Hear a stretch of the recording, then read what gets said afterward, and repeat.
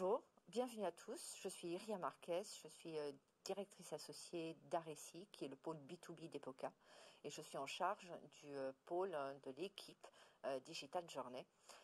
Aujourd'hui, nous allons dans ce Lunch and Talk traiter de Eloqua comme plateforme de marketing automation que vous connaissez sans doute tous, et plus précisément nous poser la question de, sur Eloqua, est-ce qu'il est plus performant de développer des stratégies ABM ou des stratégies de nurturing de masse. Et pour répondre à cette question, je suis accompagnée aujourd'hui de Roland Kochakian, qui est un spécialiste expérience client. Merci Roland, d'abord. On se connaît depuis longtemps, donc on va bypasser le vouvoiement peut-être et se tutoyer. Avec plaisir. Spécialiste expérience client, tu peux nous expliquer Déjà, la merci fonction? de m'accueillir, Aria. Je suis ravi d'être avec vous aujourd'hui. Donc, effectivement, j'ai une spécialisation autour de l'expérience client, notamment l'expérience client B2B. J'ai également une expertise sur le produit Oracle Eloqua, qui est donc notre produit phare de marketing automation pour le B2B. Et le but, c'est d'accompagner la réflexion de nos clients dans la mise en œuvre et les impacts que vont avoir le fait de mettre en œuvre une technologie comme Eloqua sur les stratégies vente et marketing, que ce soit sur le modèle ABM ou bien sur le modèle de nurturing un peu plus traditionnel. Justement, sur Eloqua, faire de l'ABM, c'est un mythe ou c'est une réalité? Non, c'est une réalité, elle existe déjà de façon tangible depuis ces dernières années et on a la chance de pouvoir accompagner de très grosses structures B2B qui sont fondamentalement concernées par la mise en œuvre de ce modèle. Alors, l'ABM dans Eloqua, ce n'est pas un bouton spécifique, puisque cela vous étonnera ou pas, finalement, une démarche ABM, vue du point de vue de l'outil, repose finalement sur à peu près le même workflow tel qu'on peut le voir sur du nurturing. C'est-à-dire qu'il faut pouvoir collecter de la donnée, cibler, créer des segments, créer des scores, exécuter la campagne avec différentes étapes. Après, effectivement, on a quelques spécificités à la marge, mais dans tous les cas, la démarche ABM repose peu ou prou sur à peu près la même typologie en matière de manipulation de l'outil Eloqua. Avec toutefois quelques spécificités, je pense notamment à l'Account Engagement Score, qui est un score qui a été développé spécifiquement pour pouvoir évaluer l'appétence d'un compte et des contacts par rapport à une démarche ABM. Donc voilà comment on peut voir aujourd'hui l'ABM au travers de l'outil Eloqua. Tu parlais de l'appétence au niveau du compte, c'est en consolidant l'appétence de l'ensemble des contacts de ce compte-là, hein, c'est bien ça? Oui, alors on a bien entendu un certain nombre de scores externes que l'on va pouvoir intégrer grâce à notre source de données qui s'appelle DataFox, qui est notre agrégateur et notre collecteur de données B2B externes, qui vont permettre de surqualifier un compte et notamment d'évaluer l'appétence de ce compte par rapport à votre offre et la façon dont ils font travailler ce compte. Excellent. D'ailleurs, contrairement à la logique, Oracle est un cordonnier plutôt bien chaussé. Vous utilisez vous-même cette stratégie pour votre promotion? Oui, alors effectivement, en tant que grand fournisseur technologique, on a aujourd'hui, je parle notamment du marché français, un noyau dur d'une vingtaine de grands comptes stratégiques, au sein desquels l'empreinte Oracle, d'un point de vue technologique, est assez forte. Et afin de développer la relation avec ces clients grands comptes, au sein desquels on a un collège de décision, un collège d'influence qui est relativement étendu, eh bien, on a besoin de structurer notre démarche, de pouvoir travailler au long cours de façon extrêmement séquentielle, de démultiplier les contenus ainsi que la typologie des contenus en fonction des étapes liées au tunnel de décision. C'est quelque chose que tu connais bien. Donc oui, bien évidemment, par la force des choses, sur notre stratégie ABM, nous utilisons l'outil Eloqua avec, je le pense, un certain succès et un certain nombre de bonnes pratiques. Effectivement, nous, on vit aussi avec cette réalité de la multidécision en B2B. L'agence travaille, en tout cas mon équipe, essentiellement sur du B2B. Aujourd'hui, selon les études, la fourchette est assez large, mais selon les études, on considère que une prise de décision B2B se fait avec entre 4 et 17 personnes autour de la table. La fourchette est énorme, mais néanmoins, c'est la réalité. Ça veut dire qu'il est d'autant plus critique en ABM, où on est censé connaître absolument tout de l'entreprise et des fonctions et des contacts qui président à la décision. Il est d'autant plus important là de bien identifier ces fonctions qui prennent part à la décision et de bien les adresser, d'où l'intérêt de l'automatisation. sans quoi ce serait absolument un cauchemar à faire à la main. Et là-dessus, la capacité, je dirais la souplesse, le rapport agilité-simplicité, plus exactement, d'Eloqua, nous paraît, à nous qui utilisons plusieurs plateformes, on est totalement agnostique, nous paraît vraiment un énorme atout pour cette personnalisation. D'ailleurs, sur la personnalisation, c'est aussi un mot valise, un peu comme l'ABM. Tout le monde en parle, tout le monde met une définition un peu particulière ou un peu personnelle dans cette personnalisation. Moi, je voudrais juste revenir là-dessus. D'abord pour dire qu'il y a un véritable bénéfice à la personnalisation. Ce n'est pas pour faire comme on lit dans les articles. Le bénéfice, c'est un surcroît d'engagement dans le buyer journey. Donc un surcroît de potentiel qu'un prospect devienne un client. Donc c'est pas neutre, c'est pas juste pour la beauté de l'art. Et puis je voudrais faire un rappel des 3 grands facteurs qui permettent de faire de la personnalisation intelligente ou performante surtout. Le premier facteur, il est entre nos mains. Les mains des équipes marketing et des agences, et il tient à notre imagination, notre capacité à sortir des sentiers battus, des arguments souvent égocentrés, et souvent produits ou brand-centriques, et donc sortir de cette ornière-là. La deuxième, c'est la capacité non seulement à collecter de la donnée, on est toujours un peu tétanisé sur est-ce que je collecte assez de données, mais aussi à les utiliser. Parfois, on a très peu de données, mais on ne les utilise même pas. Donc, collecter et utiliser. Et puis, le dernier point, c'est le point peut-être qui est le plus critique, le point de départ, c'est la connaissance de ces cibles, la connaissance de ces personas, et je dirais presque la connaissance quasi intime. Quand on est en ABM, on doit connaître ses comptes comme si on vivait chez eux. Et donc, sur ce point, il y a des écoles différentes, persona, pas persona. Quelle est ton école, toi, Roland ? Oui, effectivement, c'est la question des personas, c'est un sujet sur lequel on peut parfois recueillir un peu de scepticisme, parfois un peu de déception quand l'exercice n'a pas délivré les résultats attendus. Donc on voit bien qu'aujourd'hui, c'est quelque chose que vous expérimentez sans doute, chez RSI avec vos clients. On peut avoir au sein d'une même équipe projet des personnes avec des positions radicalement différentes sur l'utilité des personas. Ma position personnelle est qu'on a toujours besoin d'un outil comme Persona, puisque c'est un outil qui a démontré son efficacité lorsqu'il s'inscrit dans un exercice qui est plutôt bien mené. En fait, le vrai sujet, c'est de réussir quelque part le pari à potentialiser et à opérationnaliser une persona dans les données, dans les systèmes, dans les applications et dans les processus. Donc il faut toujours avoir en tête de façon constante le souci de rompre avec un peu la dimension parfois trop théorique de l'exercice et vraiment de se dire ok, je peux peut-être faire un peu l'impasse sur la sophistication de la persona en tant que telle, mais en même temps le niveau de simplicité que je vais avoir autour de ma persona va me permettre quand même de pouvoir l'activer au travers des données que je collecte et de lui donner une réalité tangible au travers de mes données. Et ça, c'est vraiment le sujet le plus important. Mais oui, en tout cas, on a besoin quelque part de raccrocher la proposition de valeur qui structure votre offre produit, votre offre de service et de ce que peut être la raison d'être de votre entreprise avec différentes personas. Et globalement, là aussi, un peu comme les données, le sujet est d'en avoir. Donc, toi, tu dis c'est important d'en avoir et de les utiliser, finalement, de faire en sorte qu'elles servent à quelque chose. Et effectivement, on rencontre parfois des clients qui ont fait un investissement pour faire des personas, c'est très bien, mais en même temps qui les utilisent finalement assez peu. Et la répercussion, l'utilisation, ou là où elles vont ajouter de la valeur, c'est à la fois effectivement dans la donnée, dans le dessin du parcours d'achat qu'on propose à la cible, et puis dans les messages, évidemment. Nous, on a parfois des difficultés à utiliser les personas que les clients nous apportent, pas parce qu'elles sont de faible qualité, elles sont globalement de bonne qualité, mais parce que c'est une image figée.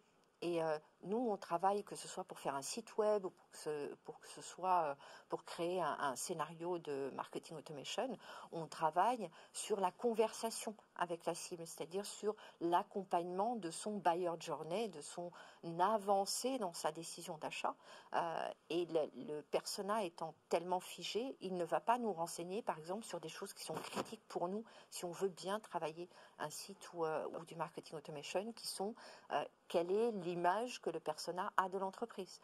Par exemple, est-ce que il se dit c'est une petite entreprise pour un achat en jeu et donc j'ai besoin d'être rassuré? On ne va pas y mettre les mêmes messages. Ou au contraire, c'est un mastodonte international, j'ai peur de ne jamais avoir un humain au bout du fil ou d'avoir à mettre des tickets dans des supports clients qui ne m'amèneront jamais de réponse. Ces deux extrêmes amènent à mettre en avant des messages totalement différents de réassurance. Donc on voit bien que plus le persona est nourri des freins qu'il rencontre à chacune des étapes de son parcours de décision, et plus on pourra anticiper ces freins ou en tout cas y répondre. C'est tout l'intérêt de cette évolution. Aujourd'hui, on voit que ces personas, un peu comme la data, sont quelque chose de vivant, qu'ils évoluent dans le temps. On ne va pas redire que le Covid a eu des effets extrêmement importants en termes de mutation. Il y a effectivement un grand mouvement.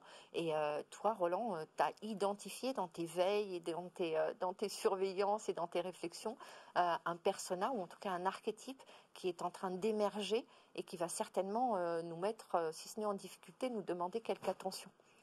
Ce sera sans doute peut-être un nouveau prisme de lecture. C'est vrai, et tu le sais, on évolue dans un milieu passionnant qui est celui de marketing, au sein duquel on a une succession, une accélération de tendances, que ce soit sur la partie technologique, mais également sur la partie qui concerne les concepts marketing.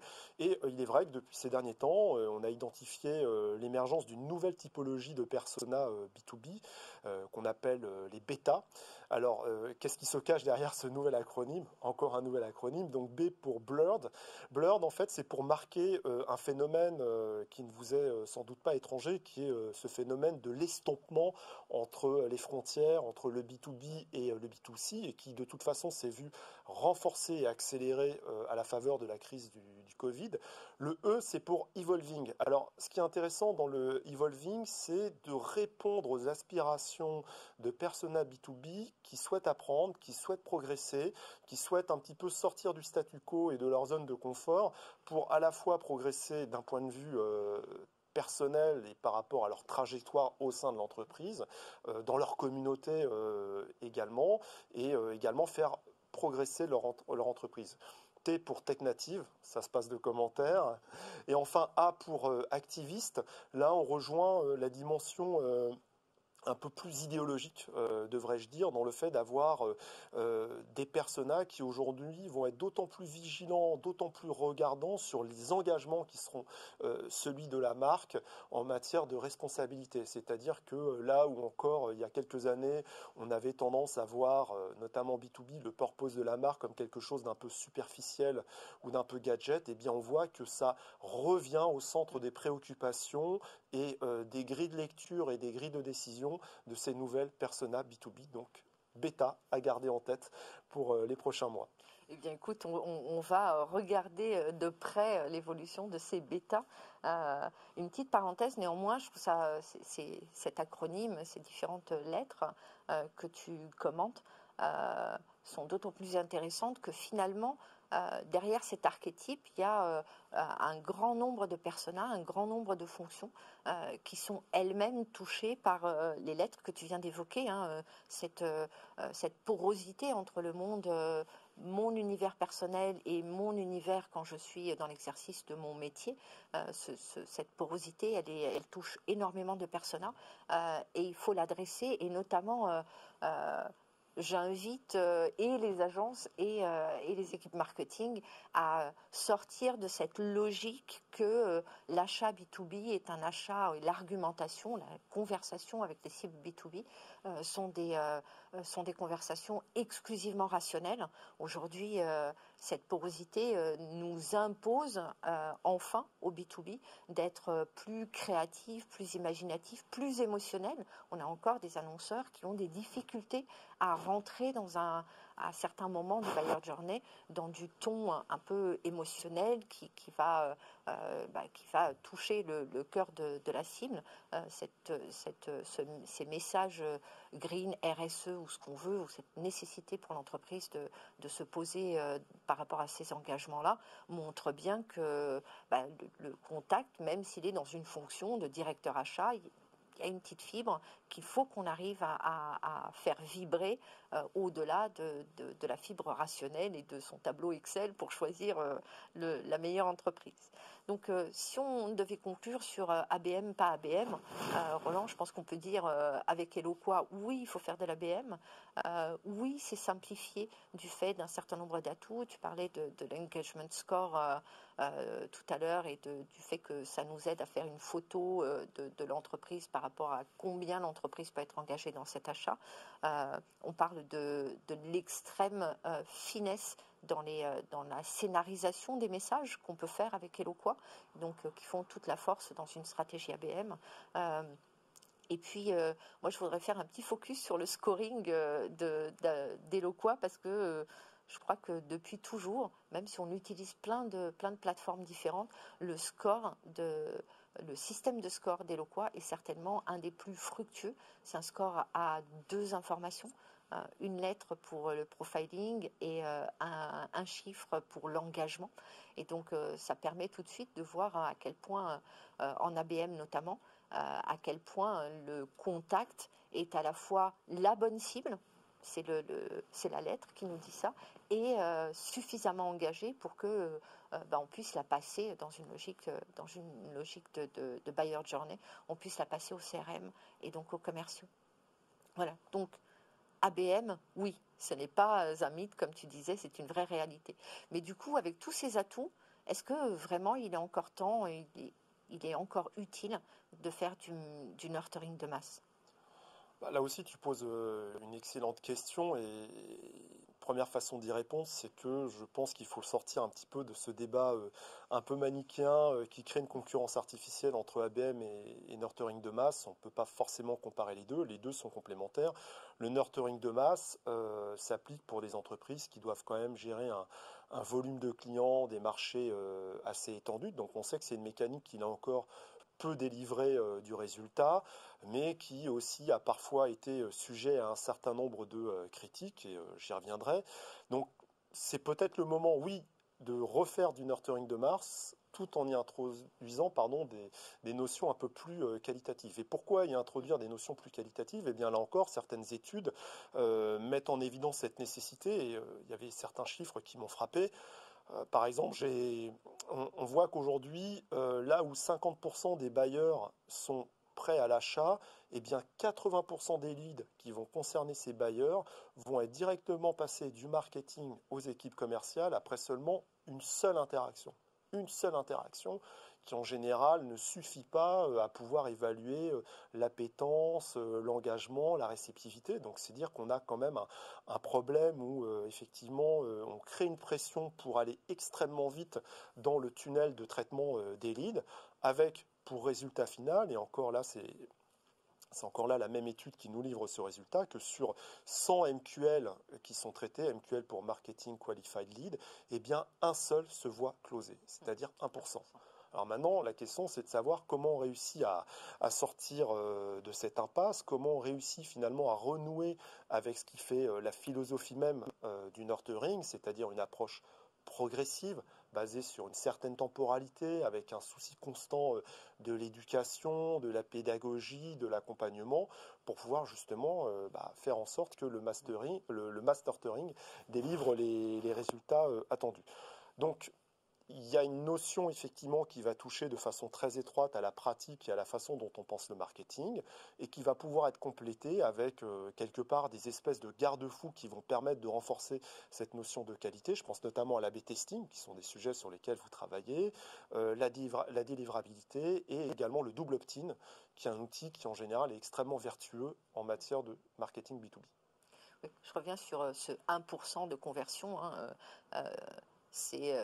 Déjà, c'est triste d'avoir à avancer ça comme chiffre quand on est au marketing, mais en plus, derrière ce chiffre, il y a deux punitions, je dirais. La première, c'est que on risque d'agacer par trop de pression, comme tu disais. On risque d'agacer la cible et de la détourner. Aujourd'hui, tu l'évoquais tout à l'heure avec les profils bêta, hein, les contacts, les fonctions, et je dirais presque dans toutes les générations, ont un sens de la sanction. C'est-à-dire que toi, comme entreprise, tu m'agaces et donc je sanctionne. Je lui donne moins de crédibilité, moins d'affect et donc moins de préférence quand il s'agit de faire un choix. Et puis la deuxième punition, c'est la punition au niveau des commerciaux. On sait tous au marketing que les commerciaux, quand on leur donne des leads qui ne sont pas assez chauds, parce qu'un seul contact, parce que vraiment très peu d'interactions, le commercial, il nous en veut au marketing, et deux, il est moins efficace parce que quand il prend son téléphone, il n'y croit pas. Si tu permets, j'ai même pu constater un autre dommage collatéral, puisqu'on parlait de ce fameux estompement des frontières, des codes et des comportements entre le B2B et le B2C. On voit même que sur une plateforme comme LinkedIn, on voit se développer des comportements de type name and shame, parce que certaines entreprises n'ont pas forcément respecté. Et donc, la personne peut être un peu susceptible, qui a réussi une communication au mauvais moment ou qui a une interaction un peu désastreuse avec un commercial, n'hésite plus à l'afficher clairement sur LinkedIn avec les effets de caisse de résonance que l'on connaît bien et qui peuvent être extrêmement destructeurs pour une marque et sa réputation. Donc, il faut être très vigilant.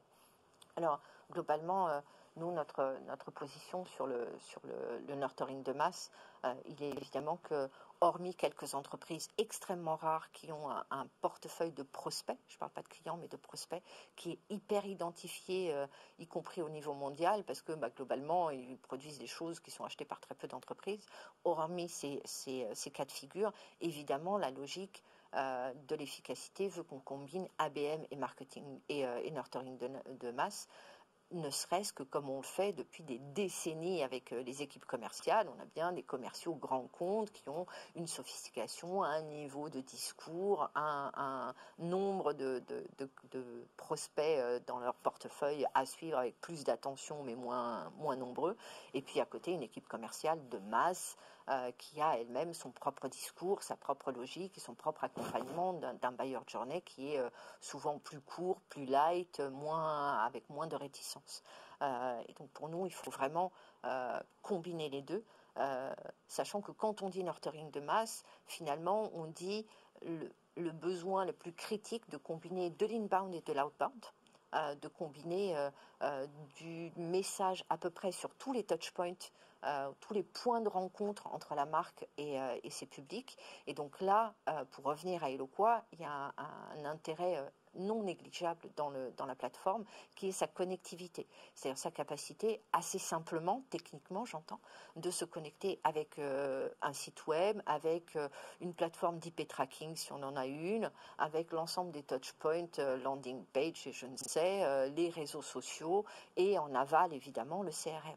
Cette capacité à se connecter, ça veut dire qu'évidemment elle envoie des informations dans tous ces éléments, elle en reçoit et elle peut utiliser, ce que j'évoquais tout à l'heure, exploiter la donnée qui vient de tous ces endroits pour finalement tisser une toile de scénarios au pluriel, de scénarii, qui soit la plus accompagnante du buyer journey.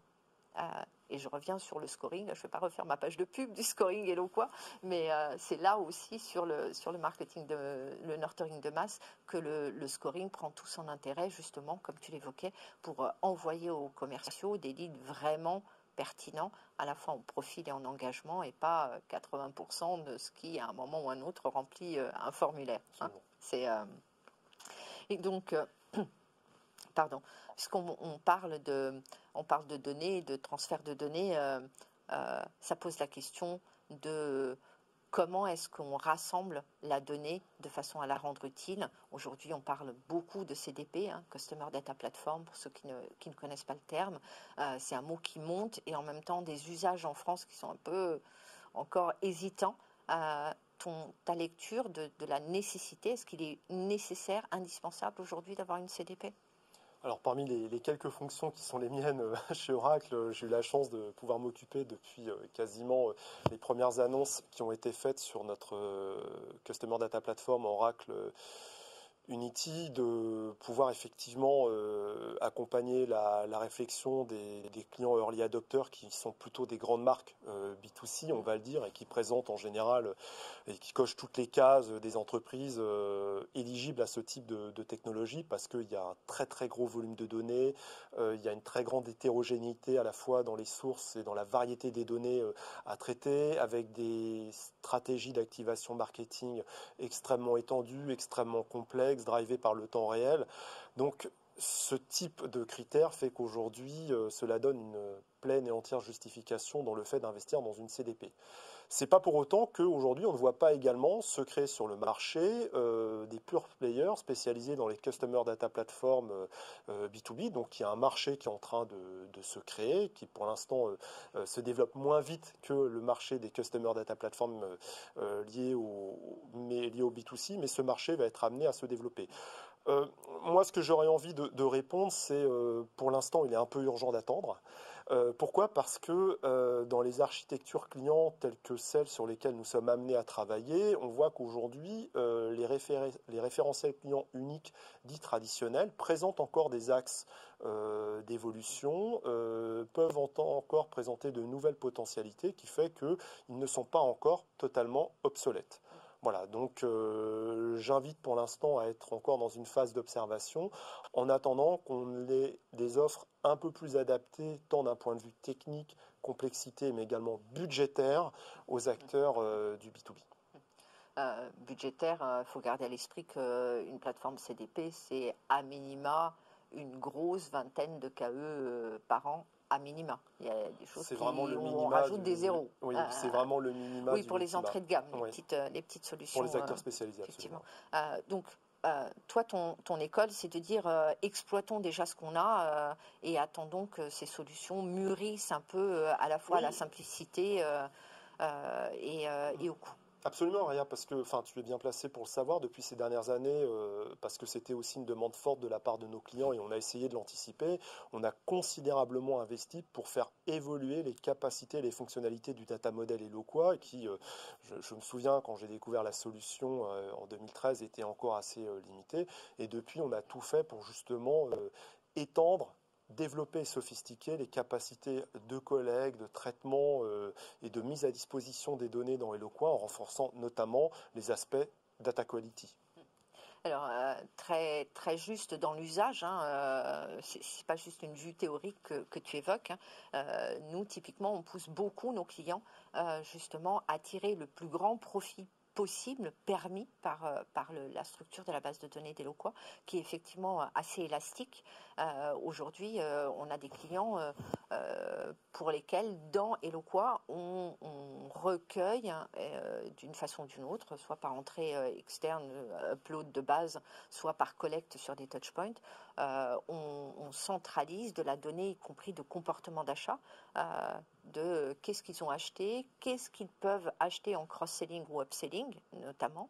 On collecte de la data zéro partie, qui est aussi une donnée avec les données de vente et de potentiel de vente, des données qui nous permettent d'avoir une très fine personnalisation des messages, de façon à ce que, au bout du bout, typiquement, pour donner quelques exemples, quand on a ces données rassemblées et qu'on peut personnaliser au maximum le message, on arrive à, par rapport à un taux d'ouverture aujourd'hui en B2B qui oscille entre, disons, 8 et 15% quand on a de la chance, on arrive à avoir des messages qui vont jusqu'à 60 ou 70% de taux d'ouverture, des chiffres que je donne souvent et parfois mes interlocuteurs me disent mais c'est pas possible, c'est pourtant tout à fait possible parce que on va aller rassembler vraiment de la donnée extrêmement fine et l'exploiter pour conditionner les messages à ces données. On ne peut pas parler de données sans parler de notre ami le DPO et la RGPD. Aujourd'hui, on a énormément de sujets qui arrivent dans la presse et qui nous mettent un peu à risque ou en tout cas en tension, et notamment, je pense que ça n'a échappé à personne, les échanges entre la CNIL et Google au sujet de Google Analytics, hein, qui est aujourd'hui plus que décrié, qui est accusé par la CNIL de ne pas respecter l'usage des données. Concrètement, pour que tout le monde soit très au clair, hein, Roland, Eloqua est-il ou non compliant avec la RGPD? Oui, on a même eu jour, et ça a été quelque chose qui est intrinsèquement lié à la stratégie de développement d'Oracle sur le cloud, des positions extrêmement conservatrices qui vont même quelque part précéder les consignes et les directives des autorités de régulation. Donc s'agissant de l'hébergement des données Eloqua et dans la continuité des investissements d'Oracle sur le continent européen en matière de data center, donc on a aujourd'hui les données des utilisateurs Oracle en Europe qui sont hébergées dans des data centers en Europe, donc ce qui est quand même un élément de réassurance extrêmement fort. Donc l'hébergement, la localisation des données, c'est un point, et bien évidemment on vient compléter ce dispositif avec tout un ensemble de processus, de modules et de fonctionnalités autour de l'encryption des données, du masking des données, et pour certains clients évoluant sur des secteurs d'activité extrêmement sensibles, je pense notamment au secteur de la banque, on a des modules d'Advanced Data Privacy, et la combinaison et la somme de tout ça fait qu'aujourd'hui on passe sans trop de problèmes les grilles de critères et d'évaluation qui nous sont imposées de plus en plus par le binôme IT et DPO. Exactement. Le duo de choc autour de la table. Incontournable. Voilà. Et donc, clairement, les données que l'on met dans sa plateforme Eloqua, si on en fait la demande, sont hébergées sur des data centers européens. Et ça, c'est totalement sécurisé.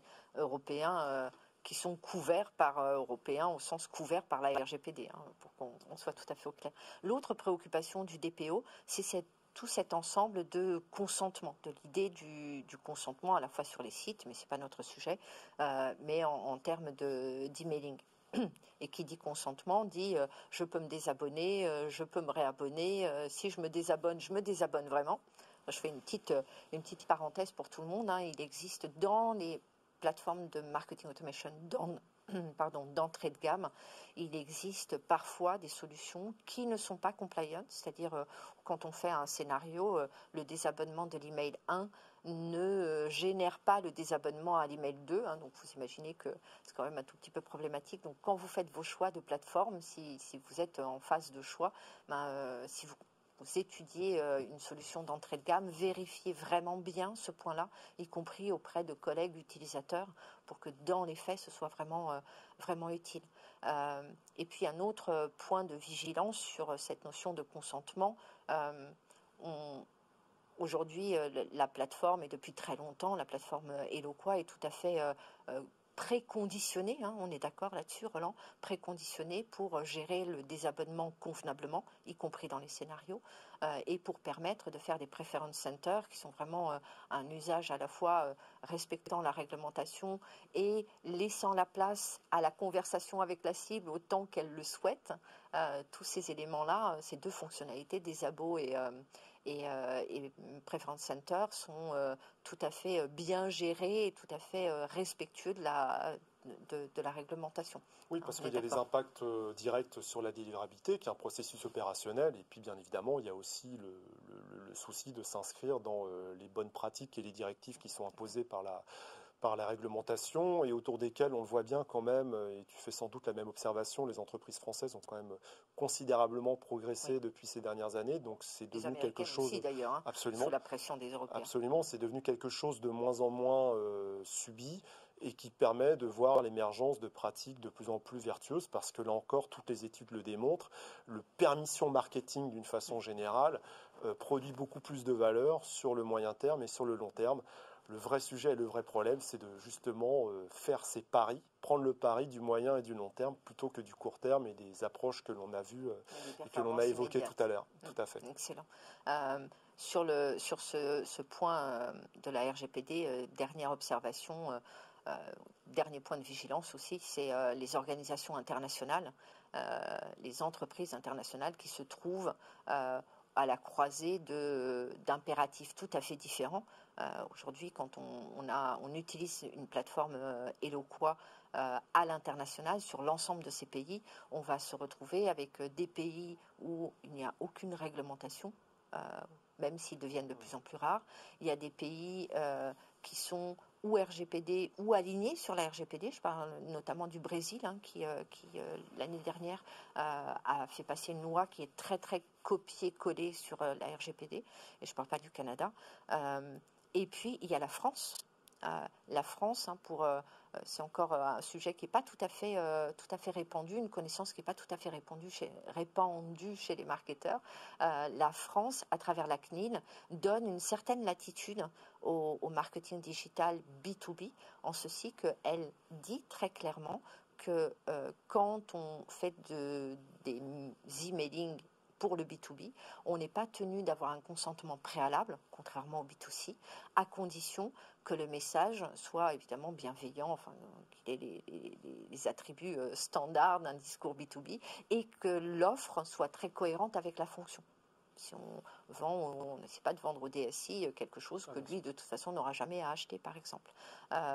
Donc, il y a une problématique là pour les marketeurs worldwide de se dire, est-ce que j'aligne strictement sur la RGPD? Est-ce que j'ai, y compris la France, qui propose d'autres latitudes, ou est-ce que je fais au cas par cas? Globalement, la question de global ou local se pose là aussi. Et donc, notre seul conseil, nous, sur le sujet, c'est de se référer à son DPO, qui, lui, est le détenteur de l'éthique dont Roland parlait il y a quelques instants. Et donc, de se référer à son DPO et d'agir en conséquence, en sachant que, là encore, Eloqua permet pas mal de souplesse en termes de respecter tel niveau d'exigence sur tel pays et tel autre niveau d'exigence sur tel pays, à travers sa gestion du désabonnement et du désabonnement, et de la RGP et des Preference Center. Exactement. Si on arrive à la fin, on dépasse un petit peu, si on devait garder en tête 3 idées clés de ce webinaire, moi je dirais Eloqua, c'est une plateforme polymorphe qui permet aussi bien de faire de la performance en ABM et en marketing, en nurturing de masse. Et nous recommandons, je crois qu'on est unanimes tous les deux, nous recommandons d'associer les deux. Deuxième point super important, la data. C'est une matière vivante, comme je disais précédemment. Et donc, collecter, utiliser, c'est un peu les 2 pieds avec lesquels on peut avancer très loin. Et puis, le dernier point, c'est la compliance RGPD qu'on vient d'évoquer. Et là, une seule règle, se référer à son DPO et faire en sorte que Eloqua soit conditionné en fonction de la décision de son DPO. Voilà pour mes 3 conclusions. Roland, peut-être un dernier propos, une dernière conclusion de ta part? Tout d'abord, un grand merci de m'avoir accueilli. C'était ravi d'avoir pu mener cet exercice avec toi. Donc voilà, juste pour conclure, j'espère que ce webinaire aura permis de démontrer que l'on parle d'ABM ou de nurturing de masse, on parle de marketing automation et que finalement, une bonne stratégie de marketing automation repose en fait sur un équilibre entre 3 grandes composantes. Il y a l'intelligence que confère la donnée, tu en as beaucoup parlé. Le fait également de revisiter un peu la créativité et les codes marketing face à ce phénomène d'estompement des frontières entre B2C et B2B, qui fait qu'on parle à des individus avec leur psychologie, leur système de valeurs, leur sensibilité. Donc ça, c'est quelque chose de très important. Et enfin, là encore, je pense qu'on a mis beaucoup l'emphase dessus dans le cadre de notre intervention. C'est vraiment d'inscrire ces pratiques marketing dans une approche responsable et donc durable. Eh bien, je crois que c'est le mot de la fin. Il me reste à te remercier d'être venu et de remercier tous nos participants pour leur attention. Merci beaucoup et bonne fin de journée. À bientôt.